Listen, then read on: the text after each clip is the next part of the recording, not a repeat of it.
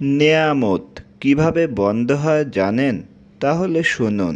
ধরুন আপনি আমাকে 1,00,000 টাকা দিলেন। বললেন তুমি এটা দিয়ে 2 মাস চলো। আমি এটা পেয়ে দারুণ খুশি হলাম। সাথে সাথে চলে গেলাম বন্ধুদের নিয়ে আজে বাজে আড্ডা দিয়ে টাকাটা 2 মাসের মধ্যেই শেষ করে ফেললাম। বিষয়টি আপনার কানে গেল, আপনি জানতে পারলেন। তাহলে আপনার কেমন লাগবে বলেন তো? আর একটা উদাহরণ, আপনি খুশি হয়ে আমাকে 1 বস্তা চাউল দিলেন। বললেন এই চাউলটা তুমি একটু একটু করে সারা মাস খাবে। আমি চাউল পেয়ে খুশি হয়ে প্রতিদিন বেশি বেশি করে রান্না করে দিন যতটুকু খেতে পারি খেয়ে বাকিটুকু শুধু ফেলে দেই। এভাবে প্রতিদিন ফেলে দেই। এর মধ্যে একদিন আপনি আমার বাসায় আসলেন, দেখলেন একটা ময়লার বালতির মধ্যে ভাত ভর্তি। তাহলে কি আপনার খারাপ লাগবে না যে আমি চাল কেনার সামর্থ্য ছিল না, আপনার কাছে চাল চেয়েছি, আপনি চাল দিচ্ছেন, আর আমি এভাবে চাউলগুলো নষ্ট করছি?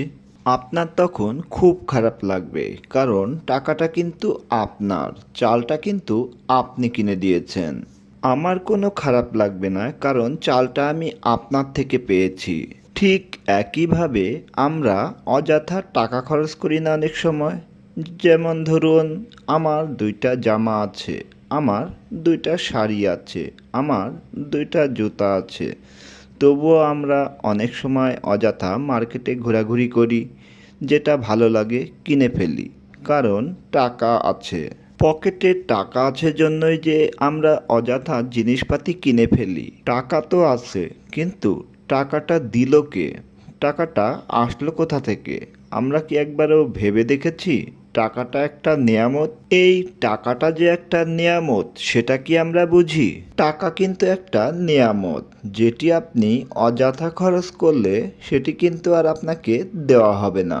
আপনি নেয়ামত হিসেবে যদি মনে করেন খাবারই একমাত্র নেয়ামত, তাহলে না, টাকাই সবচেয়ে বড় নেয়ামত। টাকা সৃষ্টিকর্তা আপনাকে দেন আপনাকে পরীক্ষা করার জন্য, আপনার সুযোগ সুবিধার জন্য। আর এই সুযোগ সুবিধা আপনি ততটুকুই নেবেন যতটুকু আপনার প্রয়োজন। আর বাকিটা আপনি কিছুটা সঞ্চয় করলেন, কিছুটা দান খয়রাত করলেন। এখন আপনি মনে করলেন 1,00,000 টাকা করে আমি প্রতি মাসে ফেলারি পাই, এর পুরোটাই তো আমার, পুরোটাই আমি খরচ করব। হিসাব করে দেখেন ওই 1,00,000 টাকার মধ্যে আপনার আসলে লাগে কতটুকু, আপনার পরিবারের খরচ কতটুকু।